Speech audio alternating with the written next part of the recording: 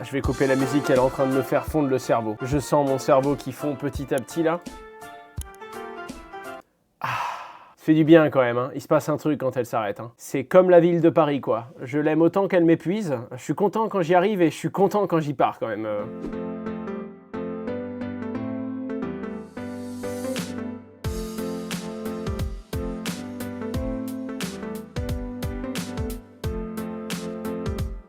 Hello Asher, est-ce que tu pourrais réexpliquer la différence entre déléguer sur Meria et envoyer via Ledger sur Meria? La seule différence entre déléguer via ta Ledger sur les validateurs Meria et déléguer tes tokens depuis le dashboard, c'est que Meria ne va utiliser que 5 ou 6 adresses pour déléguer les fonds de tous ses clients. Donc s'il y a un airdrop, on va en recevoir 5 ou 6. Imaginons qu'il y ait, je sais pas moi, 1000 € de airdrop x 5, on va recevoir 5000 € à distribuer à 10, 15, 20 000 clients, donc 20 centimes chacun. Tu peux pas faire la distribution. Ça coûte trop cher, c'est trop compliqué. Même comptablement, on va même pas réclamer les airdrops. Alors que si tu es on-chain et que tu délègues et qu'il y a un airdrop sur ton adresse, en déléguant sur le validateur, tu peux réclamer ton airdrop, tout simplement. Le but, ce serait de le régler à terme et d'avoir beaucoup plus d'adresses pour pouvoir distribuer des drops, mais c'est trop compliqué techniquement aujourd'hui. Si Meria commence à avoir 20 000 adresses on-chain pour déléguer 20 000 fois sur nos validateurs pour aller claim 20 000 airdrops, c'est intenable. L'appli Meria, une semaine entière sans réponse d'Apple. Je n'ai rien d'autre à dire de ça. La version finale a été poussée. Ça fait une semaine qu'on n'a pas de réponse d'Apple. Silence radio. Que dalle. Donc on commence à s'énerver et on ne peut qu'attendre. Hein. De toute façon, c'est Apple. Hein.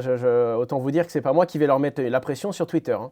Hello Owen, petite question. Tu vas parler de l'actu marketing qui est en train de faire l'équipe EGLD. Les amis, je ne sais pas ce que c'est. J'en ai aucune idée. Tout ce que je sais, c'est que la dernière fois, Benjamin m'a dit, mec, est-ce que tu aurais des avis sur mon management, des trucs à dire ou quoi? Et je lui dis, mec, je pense vraiment que vous faites beaucoup de teasing, mais c'était dans la phase où pendant longtemps, ils n'avaient rien livré. Je dis, il faut limiter entre le moment où tu fais du teasing, tu fais de la pub, et le moment où tu livres, il faut diminuer le délai. Et là, je lui dis, écoute, te rate pas, parce que ça fait 20 jours que tu fais du bruit en mode, attention, il y a un big truc qui arrive, à tel point que les gens deviennent parano. Il y a des gens qui commencent à dire sur les réseaux sociaux, qui va annoncer qu'en fait, c'est lui qui va gérer les paiements de Twitter, parce qu'il y a une page X-Payment qui est arrivée, n'importe quoi. Enfin, n'importe quoi. Je souhaite que ce soit ça, hein, mais les gens, ils commencent à partir en couille. Bientôt, si tu les écoutes, c'est en fait, Elrond vient d'être choisi, Benjamin sera le premier à aller sur Mars. Tu vois, genre des trucs de fou comme ça.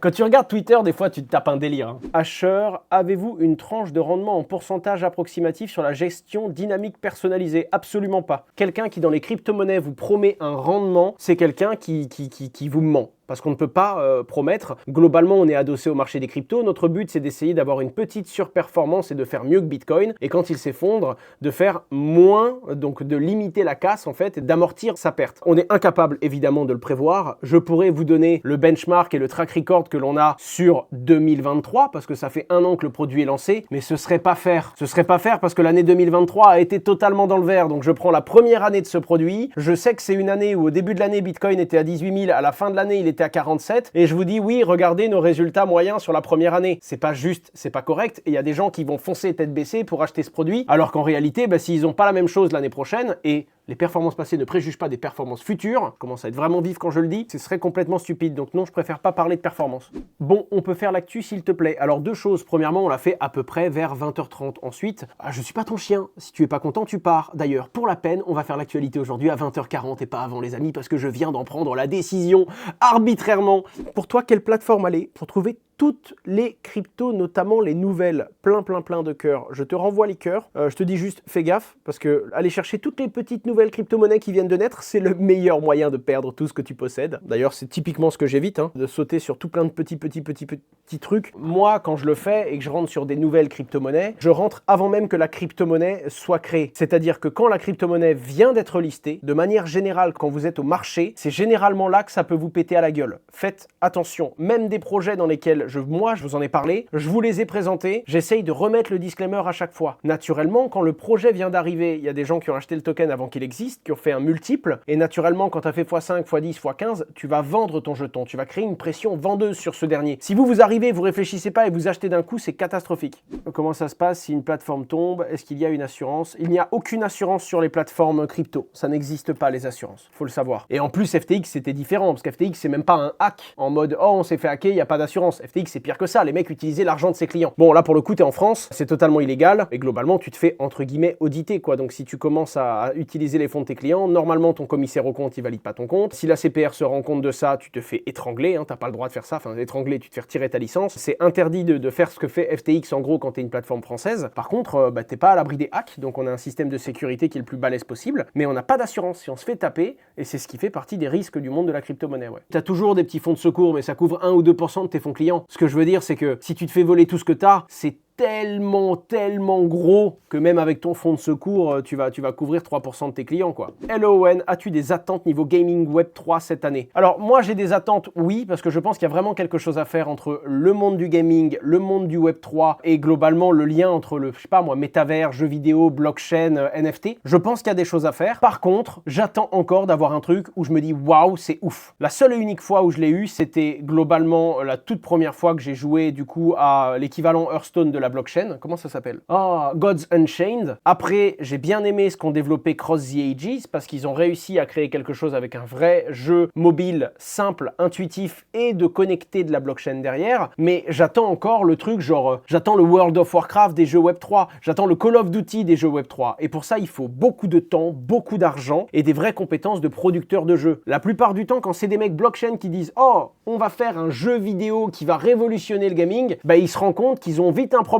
Faire un jeu vidéo qui va révolutionner le monde du gaming, tu vois, il faut s'appeler Blizzard pour le faire. Et du coup, c'est compliqué. La plupart du temps, c'est de la merde, pour faire très simple. Mais quand il y aura ce mélange des deux, je pense qu'il y a quelque chose. Et c'est pour ça que je suis investisseur dans beaucoup d'initiatives du genre. Hein. Je vous ai parlé de Fusionist, qui a créé une blockchain qui, pour eux, c'est carrément un layer d'infrastructure pour des jeux vidéo. En parallèle de ça, il y a justement Off the Green et la blockchain Gun. C'est des projets qui sont, selon moi, risqués. C'est-à-dire que j'investis dedans. Bah, globalement, t'as déjà beaucoup de hype. C'est une tendance, en fait. C'est une trend, hein. Comme je vous l'ai dit dans ma dernière vidéo sur ma chaîne YouTube, j'essaye de rentrer dans des projets qui sont dans cette tendance-là parce que je sais que ça va se valoriser. Maintenant, est-ce qu'ils vont réussir à lever et se valoriser en vendant un token? Oui. Est-ce qu'ils vont réussir à livrer et finalement avoir un jeu qui nous intéresse au point de rester sur le jeu? Boum, là c'est costaud. Il y a vraiment des gens dans ce chat qui ont un intérêt à acheter du Bitcoin via un ETF. Dans ce chat, peut-être pas, mais de manière générale, pour beaucoup de gros investisseurs, ouais, c'est ça qu'il faut avoir en tête. Il faut comprendre quand un produit arrive sur le marché qu'il ne s'adresse pas forcément à vous. C'est quelque chose de très important à comprendre. Moi, je vous raconte la plus grosse erreur que j'ai fait dans ma vie. Hein. Pour moi, c'était impensable de faire de la finance sur un mobile. Impensable. Je ne voulais même pas. Il y a plus de 4 ans, quand on me propose de développer une application mobile pour Meria, je ne voulais même pas. Pour moi, c'était impensable. La finance, c'est de l'argent. Tu fais ça sur un PC, pas sur ton mobile. Quand il y a 2 ans, je commence à faire les tests et qu'on se rend compte qu'il y a plus de 50% de nos utilisateurs qui utilisent Meria.com sur leur téléphone, là, je me dis merde, je suis vraiment passé à côté de quelque chose. Donc, c'est toujours pareil. Ce n'est pas parce que vous avez un point de vue, une conviction que ce produit s'adresse pas forcément à vous. Si un produit cartonne, si un produit fonctionne, il faut comprendre pourquoi, à qui est-ce qu'il s'adresse et pourquoi est-ce qu'il fonctionne, même si vous n'en avez rien à faire. C'est ce qui fait que quand il y a un réseau comme TikTok, on doit s'y intéresser. Autant ça marchera pas pour vous, autant ça fonctionnera pas, mais vous devez sortir de ce nombrilisme si vous voulez comprendre comment fonctionne un marché. À partir du moment où il y a une demande et qu'il y a un intérêt pour quelque chose qui est prononcé, même si vous en avez rien à faire, il y a une dynamique d'offre et de demande et un rapport à comprendre. La vidéo la plus regardée d'internet, d'accord, c'est, vous savez, la musique pour les gosses là, Baby Shark, quand on m'a dit que c'était ça, la vidéo qui avait fait le plus de vues sur YouTube, j'y aurais jamais cru, les gars. C'est ça qu'il faut comprendre. Salut, est-ce que tu connais le projet DOP? Si oui, tu en penses quoi? Je crois que c'est DOP, ne pique pas les yeux, non? C'est le shampoing pour les enfants. Moi, quand j'étais petit, j'utilisais goût fraise. Enfin, goût fraise. Non, pas du tout, je connais pas le DOP. Je suis désolé, je sais pas du tout ce que c'est. Ça m'a juste fait penser à ça. Du coup, j'ai sorti ma blague inutile et qui était pas vraiment très drôle, même si je ressens le plaisir, presque l'hilarité d'une méga farce. Mais pour être franc, ça ne me dit rien du tout. Bull run ou bull pas? Non, pour moi, il y avait une tendance qui venait des ETF. Là, on va voir s'il y a un bull run qui part. Pour l'instant, il n'est pas parti selon mes critères à moi du bull run. Bull run, c'est vraiment une phase unilatérale où l'entièreté du marché des crypto-monnaies est tirée à la hausse, où on commence à sentir de l'euphorie, on commence à sentir des trucs qui sont complètement décorrélés de la réalité, parce qu'il y a en fait un mood de surconfiance qui est en train de s'installer, les médias qui en mettent par-dessus. Là, pour l'instant, oui, il y a eu l'ETF, on en a parlé, ça a beaucoup crédibilisé le marché, mais c'est pas les ingrédients que moi j'attends d'un bull run. Ça veut pas dire que Bitcoin a fait x2 en un an, hein, mais pour moi, le bull run, c'est pas ça. Le bull run, c'est pour moi ce qui va pousser Bitcoin à aller taper les entre 90 et 120K, quoi.